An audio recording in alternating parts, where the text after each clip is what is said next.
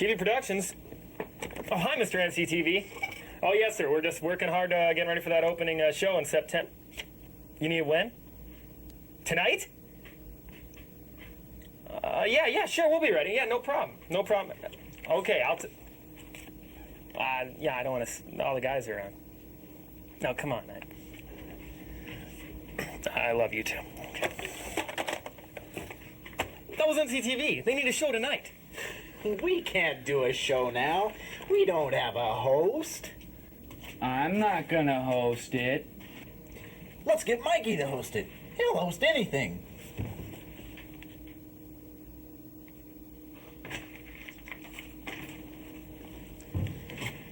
We'll talk him into it. Yeah. We don't have an open. We've got to have an open. I've got some footage of Tommy Lasorda eating cheese.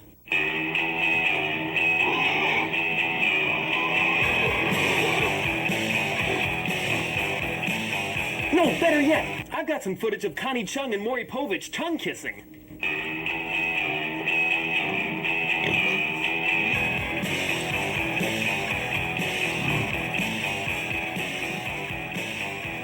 Hey, I've got some footage of some dangerous motorcycle jumps.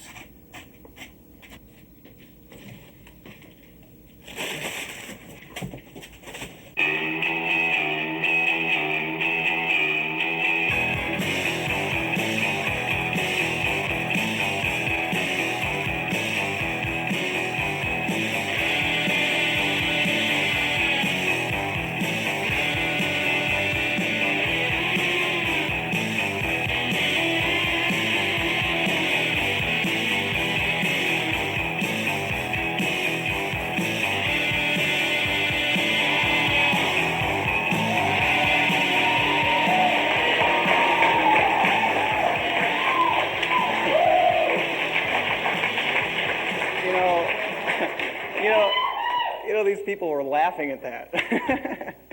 How you guys doing? You know, that taped open teaches us one of two things. One, wear a helmet when you ride a motorcycle. And two, just avoid running off ramps at 90 miles an hour anyway. You guys looking forward to the weekend? Yes, maybe, somewhat? Well, you know what I'm going to do this weekend? Well, I'm going to get together with a bunch of my neighborhood buddies, and we're going to get really, really drunk, and then go fill up the automatic car wash with paint thinner. So, don't drive your car around this weekend. In the news this week, Typhoon Gordon hit the Philippines and was closely followed by Tropical Storm Mr. Hooper and Hurricane Big Bird. Cleanup of the aftermath will be sponsored by the letter M and the number 3. So, this week in Illinois, a pastor was arrested for giving children cocaine to make them attend church. I wonder how he tried to explain that. This is the body of Christ given for you, and this is the blood of Christ given for you. This is the dandruff of Christ given for you. I didn't know that God needed Selsun Blue. But anyway. Did you hear about this? There's a bill on Capitol Hill right now that would limit the annual travel allowance of congressmen to 2 trips abroad and 1 trip overseas.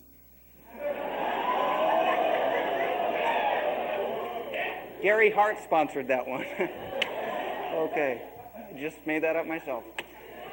Now, do you guys see this the 900 phone number commercials? You see that all the time. Everybody has their own 1-900 number. Anyway, I was about to call one of those, the 1-900 party lines. Have you seen those?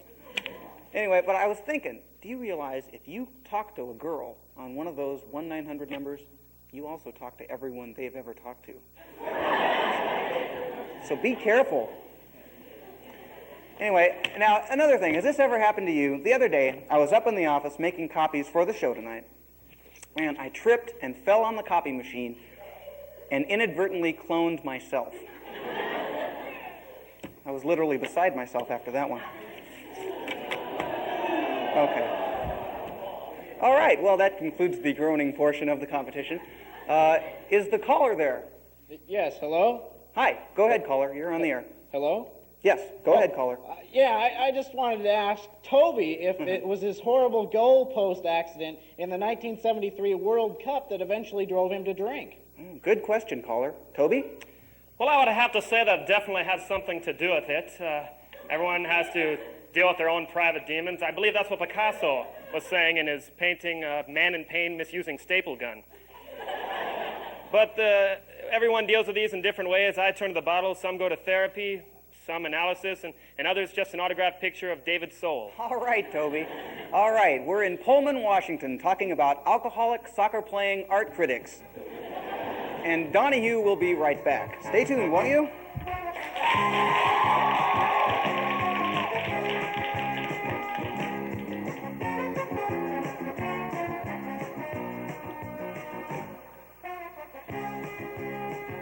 Hey, kids, why the long faces? Gee, Dad, these toys are really boring and stupid. Well, have I got a surprise for you. But first, here's a new toy from Hasbro. Dead Bird! That's right, it's Dead Bird from Hasbro. It flies, it falls, it doesn't move at all. And it doesn't smell too bad either. Hey, kids, how's the dead bird?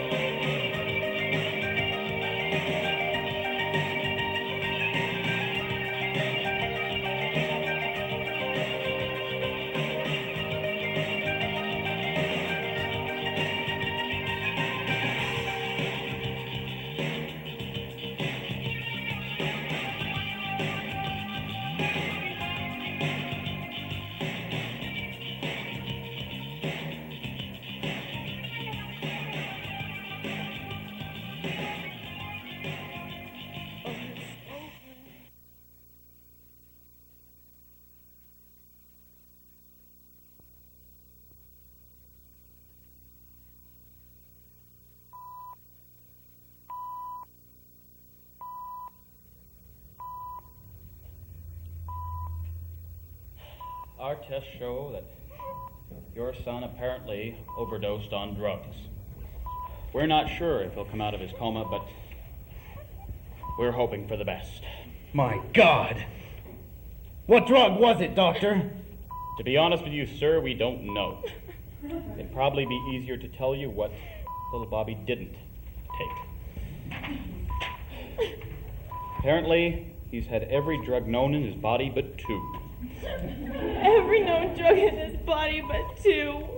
Every known drug in his body but two. Every known drug in his body but two. Well, every drug known on the planet but two. We're still not sure about a few. Your son seems to have a bit of a drug problem. My God! I knew he was sneaking a snort of schnapps every now and then. But not this. Not all these drugs! On the brighter side, if your son dies, his body will carry a street value of $50,000 an ounce. We've already caught two orderlies. They were picking body hair off of him. Apparently they were smoking some and selling little bundles to some close friends. But we at Big City Hospital discourage this type of behavior in case your son does survive. God, I knew those Flintstone vitamins I used to give him were no good. Just look what a drug-using machine they've turned my baby into. Now,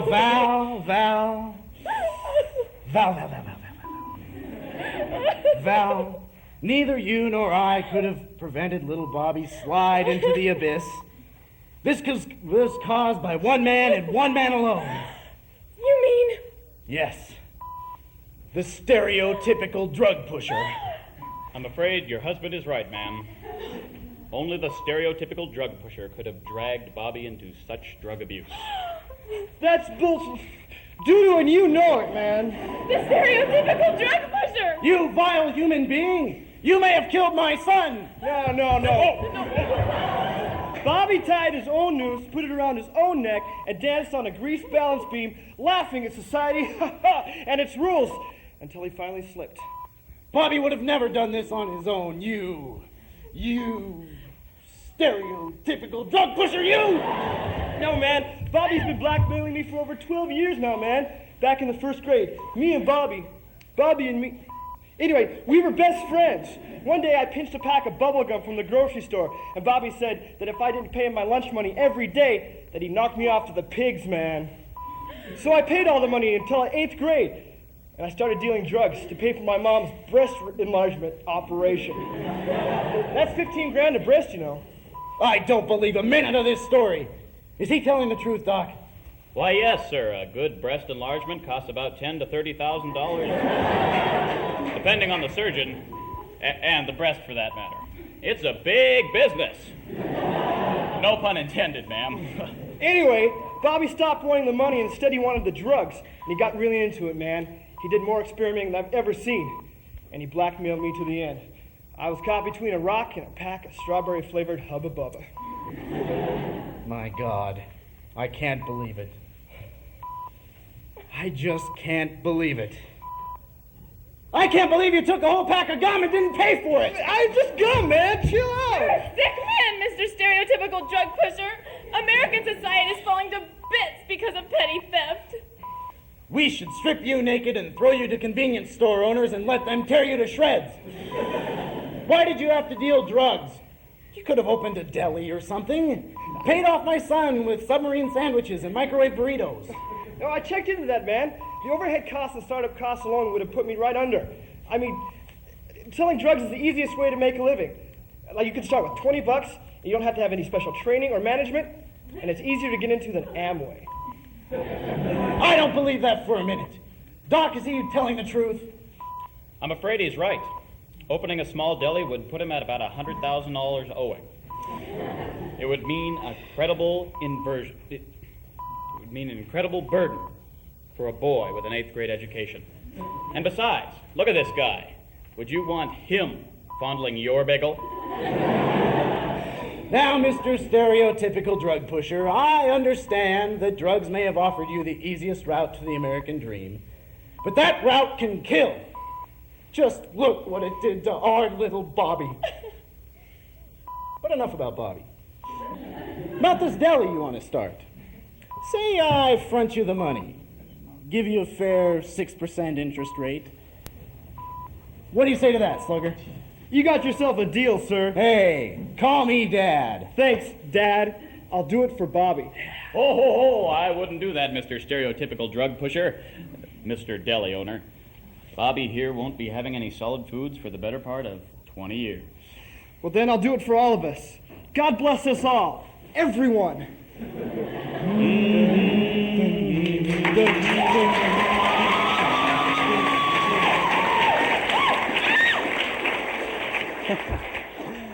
You know, it's amazing. This week marks the 20th anniversary of the Apollo 11 moon mission.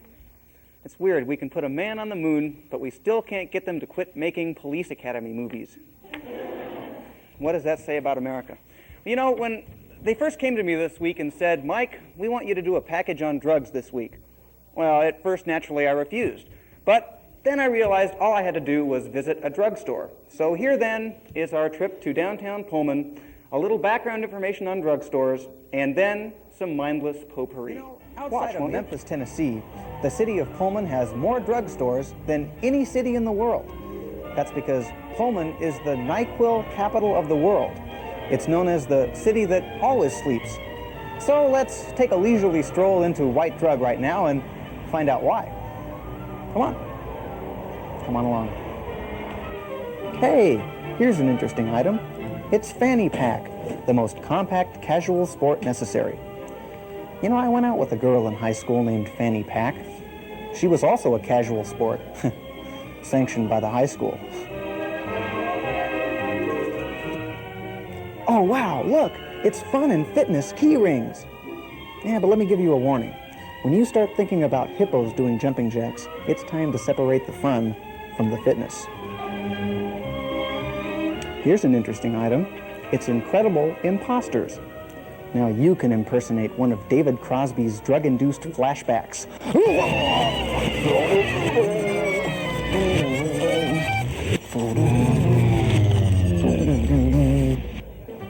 Here's a great-looking apron.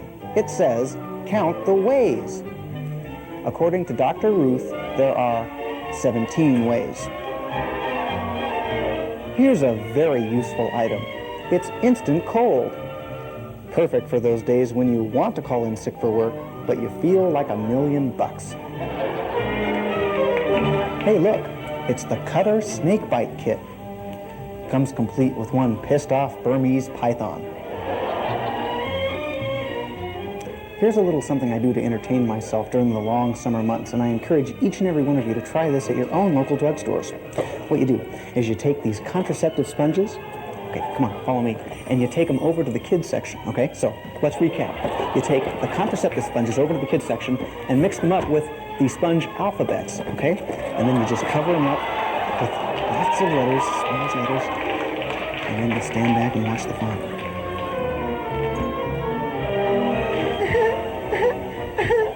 Mommy, what kind of sponge is this? Is this the letter B? Hey, this is neat. It's the Wedding Night Coloring Book. This book answers the question, what is the color of impotence? I think it's kind of a fuchsia colored. Oh, buddy, I'm sorry. Ooh. Here at White Drug, they have the perfect accessory for every college wardrobe. It's the fish tie.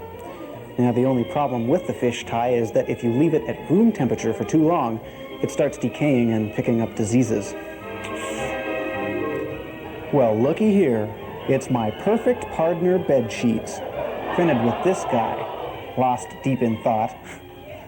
I'm not sure what he's thinking about, but it probably has something to do with Carl Lewis and a stick of margarine.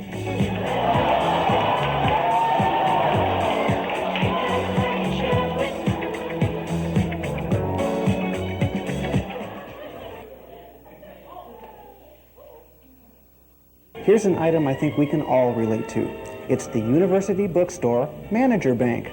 Let's watch. Hi, Mr. Manager. I'm a poor starving college student, and I can't pay my rent, and I don't have enough money for books or tuition this year, and I don't know what I'm going to do. Thanks for being so kind. Thanks. Thanks. Well, you know, after that, you know what I'm going to do after the show? Just because you were so nice?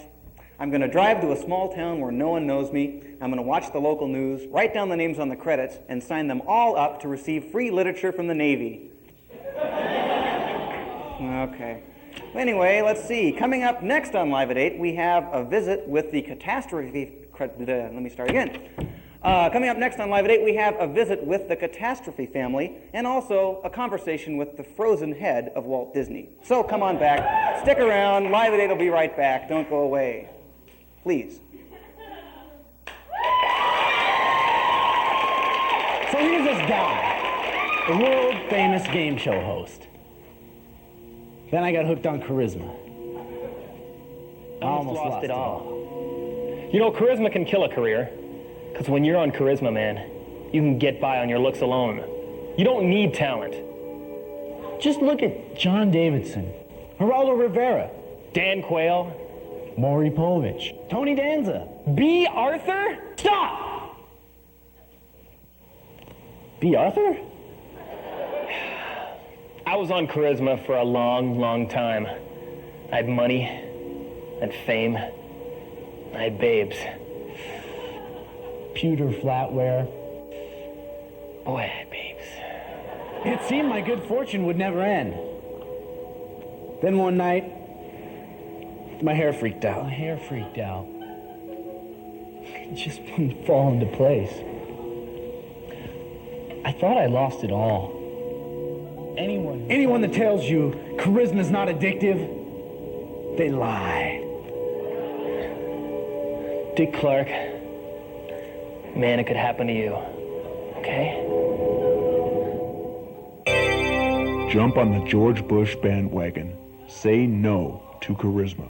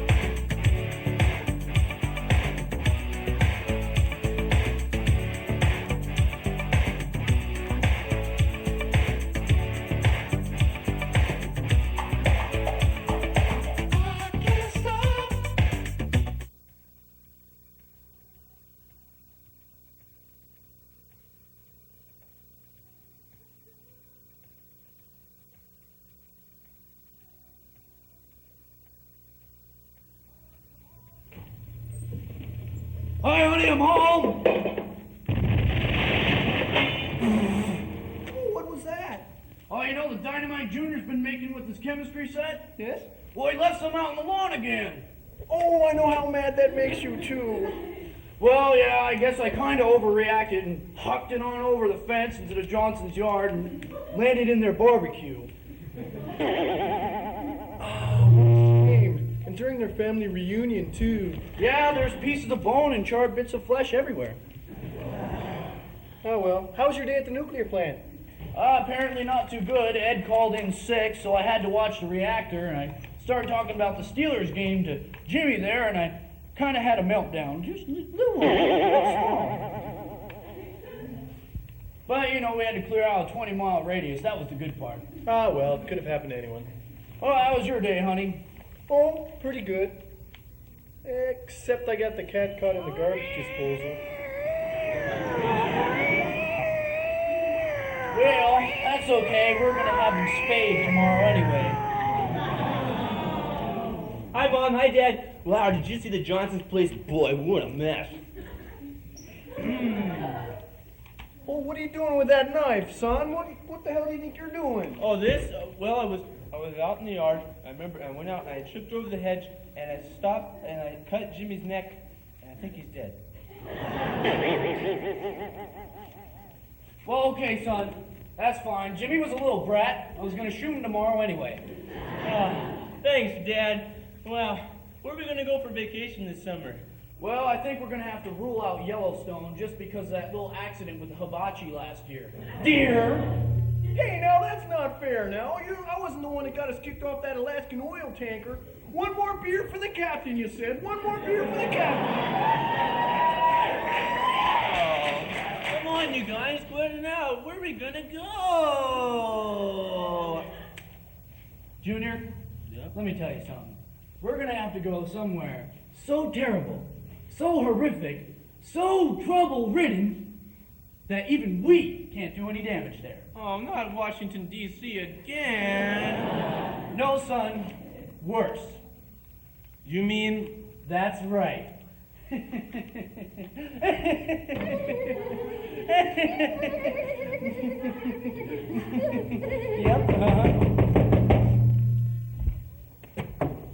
Yeah. Hi, folks. How you doing? Dad, Mom, son? How's it going? Hi. You know, I was wandering around your property trying to find a window to peek in, and I couldn't just help overhearing that you're having a little problem ending this sketch. Good luck. God, it'd be a shame if those kids couldn't find a way to end the sketch, wouldn't it? It'd be a shame if they got stuck in some sort of sketch purgatory. Anyway, next time on Live at 8, we're going to have a conversation with Shirley MacLaine. She talks about her torrid affair with Andrew Jackson. And also, we'll be taking a... What? Now, what? You want me to bail them out? Okay, Jeff, do we have that special emergency ending for sketches that don't have a conflict in them? Okay, so there you go. There you go. They all died in a horrible fireball of laughter and comedy. Are you happy? Okay.